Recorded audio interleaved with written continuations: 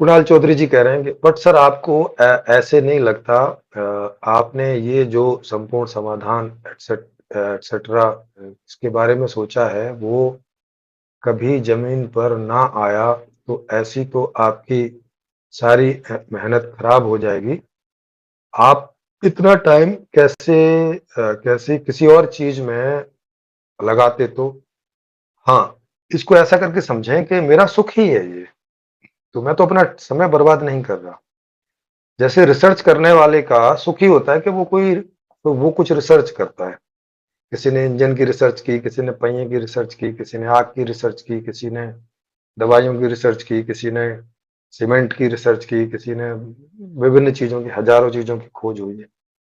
तो अगर उनकी खोज पूरी ना भी होती, उस खोज को लोगों ने अपनाया भी ना होता, तो क्या होता? ऐसा नहीं सोचते वो लोग। तो मैं भी ऐसा नहीं सोचता, क्योंकि मुझे ये खोजने में मजा आता है तो मैं खोजता हूँ, क्योंकि ये मेरा सुख है। तो इसे ये व्यवस्था कभी नहीं भी आए, थोड़ी देर के लिए मान लो, इससे कोई ना भी उपयोग करे, तो भी मुझे तो सुख मिल रहा है ना, मैं तो सुखी हूँ इस बात के लिए।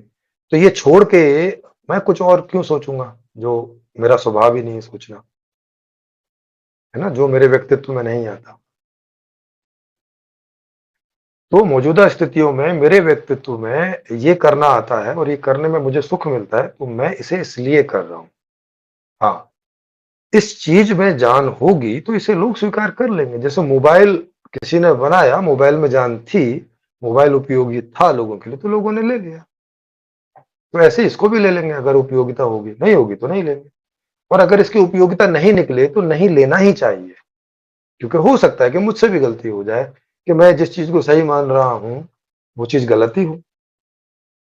तो अगर लोगों को समझ में आ जाएगा ये तो गलत है, तो छोड़ देना चाहिए। जैसे पीछे के दर्शन मुझे समझ में आ गए, मैंने तो छोड़ दिए, मैंने तो उनको नहीं अपने जीवन में कोई जीवन में तो ऐसे भी कोई जगह नहीं देता, मैंने उनको अपने विचारों में भी जगह नहीं दी, उनको नकार दिया सिरे से ही। जैसे आप देखते ही हो, मुझसे कोई पूछता है कि वेदों में उसमें क्या है, मुझे तो कोई काम की बात लगी नहीं, मैं सिरे से नकार देता हूँ। बोलते नहीं, कोई एक बात तो ठीक होगी। अरे तो कोई एक बात के लिए थोड़ी ना वेद पढ़ता है। वो जो कोई वेदों में एक दो बात ठीक होगी वो तो हमें ऐसे ही पता है, उसके लिए वेद पढ़ने की क्या जरूरत है। वेद उपनिषद तो हम किसी विशेष ज्ञान के लिए पढ़ते हैं ना, वो काम की चीज नहीं है तो वो बेकार है। अब दो दूनी चार तो ऐसे हम स्कूल में पढ़ा देते, उसके लिए थोड़ी वेद पढ़ेंगे जाके। ये बात है, कोई भाषा पढ़ने के लिए थोड़ी वेद पढ़ने की जरूरत है, वो तो भाषा का टीचर ही सिखा देता है। तो वेद आप जिस बात के लिए पढ़ने के लिए कह रहे हो वो बात वहां कोई काम की नहीं है, तो उसे मैं सिरे से नकार देता हूँ। अच्छा, बोल भी देता हूँ, चलो मैंने तो नकार दिया। आपको अगर लगता है कि उसमें कोई काम की बात है तो आप लाओ, रखो ना, उस पर चिंतन मनन करते हैं, कोई काम की बात निकलेगी तो ले लेंगे, मना थोड़ी कर रहे हैं। पर मुझे तो नहीं निकली, आपको निकल आए तो आप रखो। कोई रखने आया, आए मतलब आए कई लोग रखने, लेकिन रख नहीं पाए, कोई काम की बात सिद्ध कर नहीं पाए, तो क्या करें उसका। जैसे कोई लोग बोलते हैं कि गीता में बड़े काम की बात है, वो आचार्य प्रशांत जी बोलते हैं, हाँ तो रखो, जरा समझाओ क्या है गीता में, कौन से काम की बात है। आप निकालोगे तो जरूर निकालेंगे, जरूर लेंगे, उसका फायदा उठाएंगे, क्यों नहीं उठाएंगे फायदा।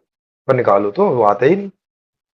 चलो वो तो अब बहुत बिजी हैं, उनका कोई आदमी नहीं आता। उनके कई लोगों को मैंने इनवाइट किया है, नहीं आते बेचारे। हम लोगों की जब वो चर्चाएं देखते हैं तो उनको होश फाख्ता हो जाते हैं, बोलते बाप बाप रे, ऐसे सवालों के जवाब कौन देगा। हाँ तो नहीं दोगे तो फिर बैठो आराम से।